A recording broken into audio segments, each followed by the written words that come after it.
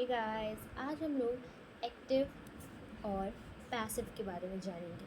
तो सबसे पहले टेंस में एक्टिव वॉइस और पैसिव वॉइस होते हैं।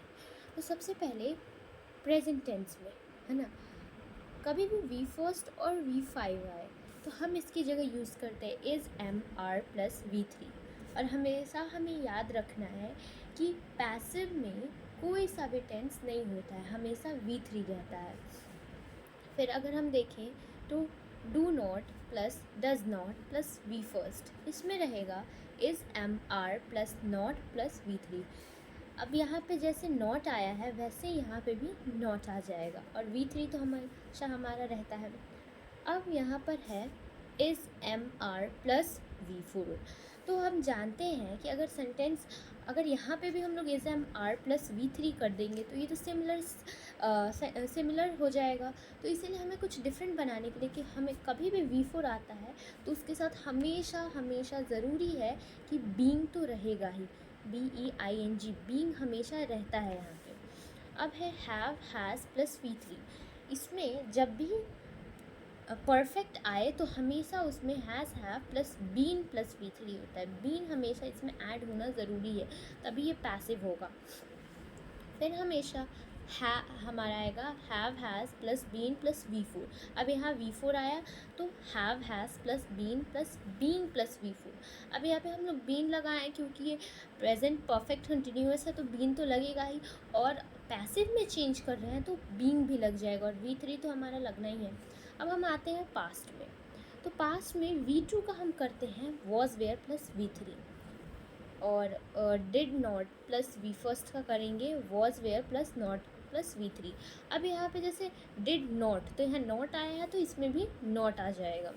अब यहाँ पे है was were plus V four. अगर हम लोग इसमें was were plus V three कर देते तो ये वाला सेंटेंस और ये वाला सेंटेंस दोनों मैच हो जाता और हमारा पैसिव रॉन्ग हो जाता है इसका। तो इसीलिए हमने यहाँ पे किया है was were plus being plus V three. जैसा हम जानते हैं कि वी फोर के साथ वी थ्री लगता है। अब है यहाँ पे हैड प्लस वी थ्री। अब परफेक्ट है ये तो हैड बीन तो लगेगा ही और प्लस वी थ्री। अब यहाँ है had been plus V four, तो यहाँ पे होगा had been plus being plus V four V three. यहाँ पे वी फोर है तो यहाँ पे बीइंग तो लगेगा ही। अब है फ्यूचर, तो यहाँ पे है shall will plus V first, इसका हो जाएगा shall will plus be plus V three. इसको हम लोग shall be will be plus V three भी बोल सकते हैं। यहाँ पे है shall be will be plus V four. अब वी फोर है तो ऑब्वियस सी बात है कि बीइंग ज़रूर लगेगा और वी थ्री ज़रूर लगेगा सब में। तो यहाँ पे हो जाएगा shawl be will be plus being plus V three. अब यहाँ है shall have will have plus V three. अब ये खुद परफेक्ट है तो इसमें बीन तो लगेगा ही, तो shall have will have plus been plus V three. अब यहाँ है shall have been will have been plus V four. V four है बीइंग लगेगा प्लस वी थ्री तो लगेगा, तो ये सेंटेंस लिख के हम लोग बीइंग प्लस वी थ्री लगा देंगे। तो जैसे यहाँ है shall have been plus will have been plus being plus V three. अब यहाँ पे एक इम्पॉर्टेंट नोट है, the subject of active becomes the object of passive and the object of active becomes the subject of passive.